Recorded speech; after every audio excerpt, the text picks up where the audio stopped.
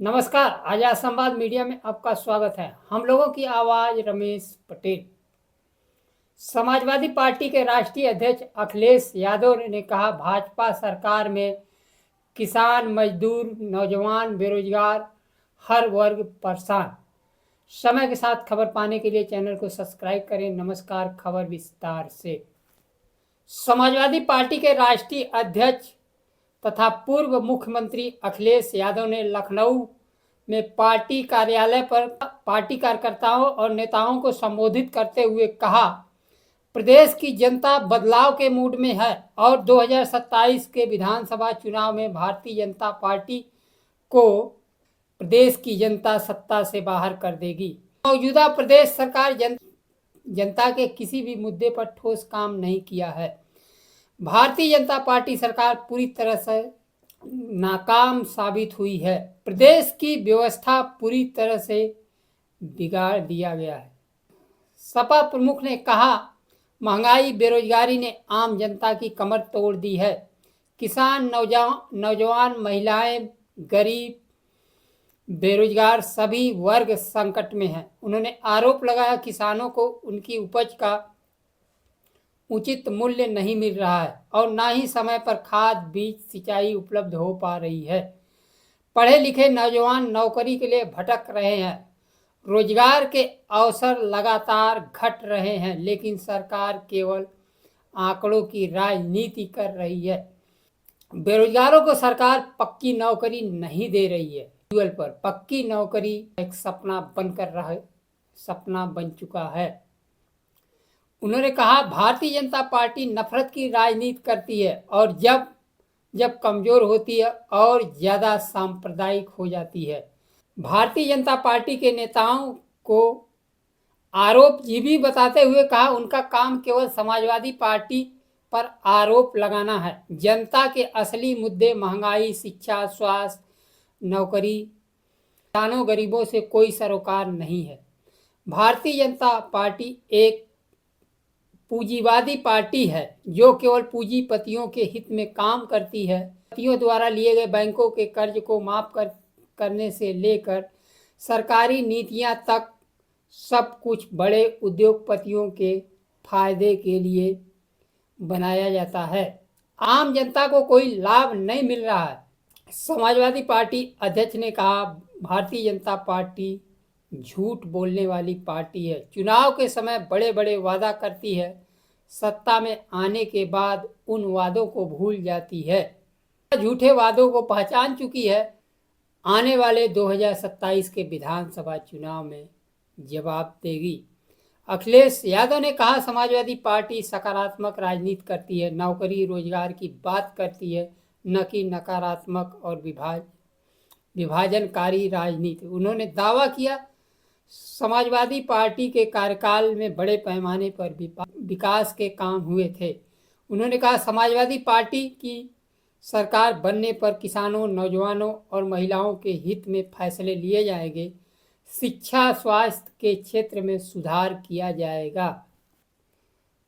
पीढ़ी समाज अगर शिक्षित हो जाए और शिक्षा के अनुसार उन्हें काम मिल जाए तो उनका और उनके परिवार, राज्य और देश का भविष्य भी सुधर सकता है। शिक्षा के द्वारा ही देश विकसित बन सकता है। दलितों, पिछड़ों को, सभी छात्रों को छात्रवृत्ति और उच्च शिक्षा पाने की व्यवस्था तक उनकी पहुंच सुनिश्चित होनी चाहिए। की व्यवस्था मिल जाए तो उनकी तरक्की और देश उनकी तरक्की हो सकती है। प्रमुख ने महिलाओं को लेकर कहा कि हर साल महिलाओं को 40,000 रुपए की आर्थिक सहायता दी जाएगी। उन्होंने कार्यकर्ताओं से कहा, मतदाता सूची को लेकर सतर्कता बरतें।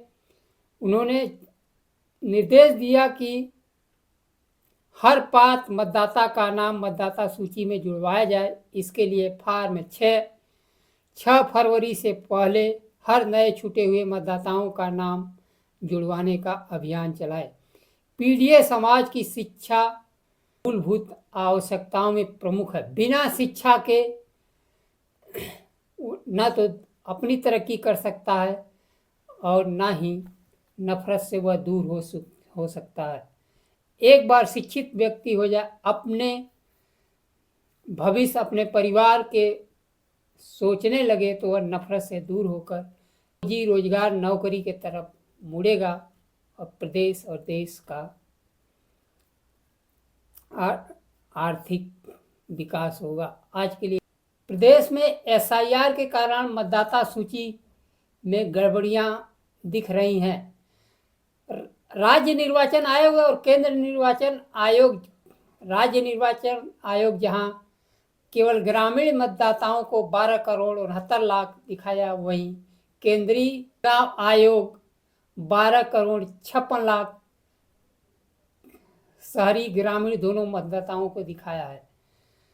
अब समाजवादी पार्टी प्रमुख सत्ता में बदलाव की बात तो कर रहे हैं, लेकिन वोट चोरी कितने बड़े पैमाने पर हो रही है।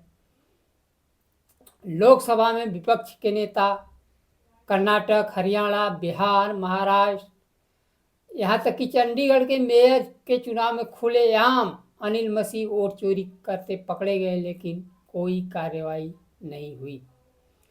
हरियाणा विधानसभा चुनाव में राहुल गांधी ने 25 लाख वोटों की गड़बड़ियां बताई थी और ब्राजील मॉडल से वोट भारतीय जनता पार्टी को दिलवाया गया। तो इस मॉडल से अगर उत्तर प्रदेश में चुनाव हुआ तो क्या समाजवादी पार्टी, क्या बहुजन समाजवादी पार्टी, किसकी सरकार बनेगी, ये केवल सपना देखते रह जाएंगे। आम जनता को अपनी शिक्षा, अपनी ज़रूरत की चीज़ें, आवश्यकता, शिक्षा, रोजगार, नौकरी, स्वास्थ्य और आर्थिक प्रगति के लिए सोच समझकर मतदान करना होगा और लोकतंत्र बचाना होगा और देश के संविधान के तहत मिले अपने अधिकार का प्रयोग करते हुए सरकार बनाने बिगाड़ने का हथियार अपने पास वोट के माध्यम से रखना होगा। इसके लिए प्रत्येक नागरिकों को सजग होकर अपना नाम मतदाता सूची में खुद जुड़वाए। आज के लिए बस इतना ही। नमस्कार। जय संविधान।